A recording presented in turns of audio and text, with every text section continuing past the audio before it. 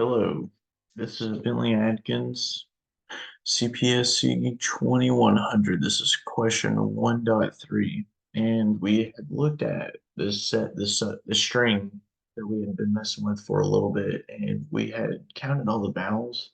We had also found how many times Bob occurs in the string. But today we are going to count the alphabetical order of the largest set in the string. So the largest substring essentially that comes in alphabetical order. And we want to do that not with just counting each one, but we also want it to, if it's equal to it, we want to go ahead and add that as well. So if we go B, E, G, we also want the next one to also be G. So we'll see how we're going to do that. And the best way to do that is to run it with a for loop that can count and check the string for those characters. So we're going to start it off with going ahead and creating a little, I guess, a bank for these, for the longest substring and then the current substring that will be a kind of like a placeholder for where we're going to store those values that we come across. So for I in in range of the length of S,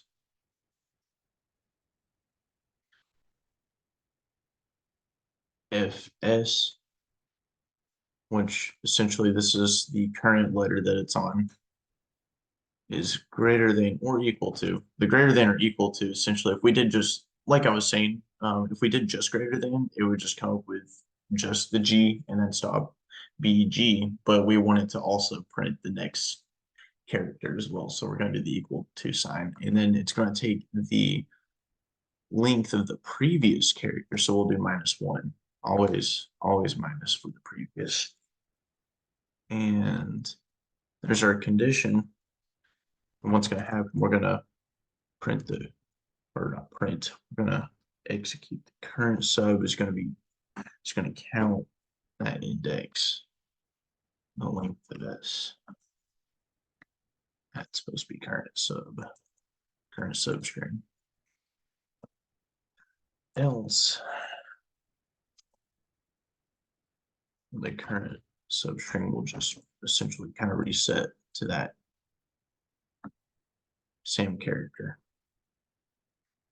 And we'll follow that up with an if statement that takes this is kind of how we're going to get it to what we had gotten here in the for loop, we're going to get it to go back into the bank to kind of, so whenever we do print longest substring, it ain't just blank. So we're going to take the length of the current substring that had just been added from the for loop.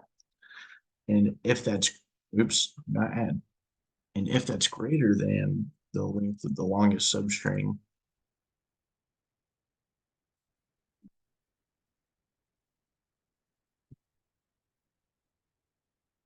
the longest substring is going to equal that current substring.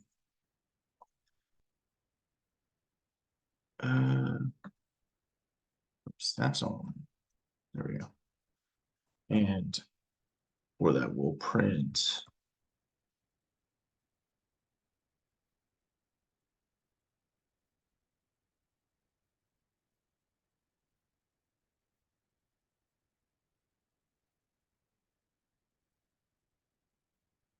and we'll print the longest substring just to make it fancy. And let's see what we got. Okay, well, that wasn't exactly what I wanted. Let's see what happened. Current.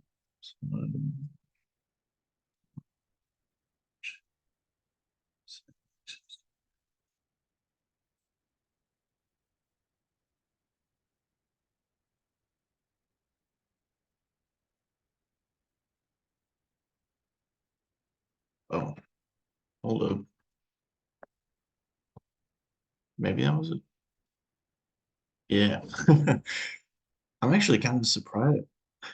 Oh, I'm actually kind of surprised it even printed that, but I haven't I, I haven't made that error before, so I didn't know that. But yeah, so make sure you add make sure that it equals current sub when you're typing in. So anyways though, yeah, BEGGH should be right. And like I said, this here is basically what's checking for it. This is what's adding to the bank. This is the bank. And like I said, if you make it where it's just greater than, it will only print BEG. So I had made that error last time and don't know how I messed that up. I'm not thinking about that, but yeah. So anyways, yeah, that's it. All right. Thanks.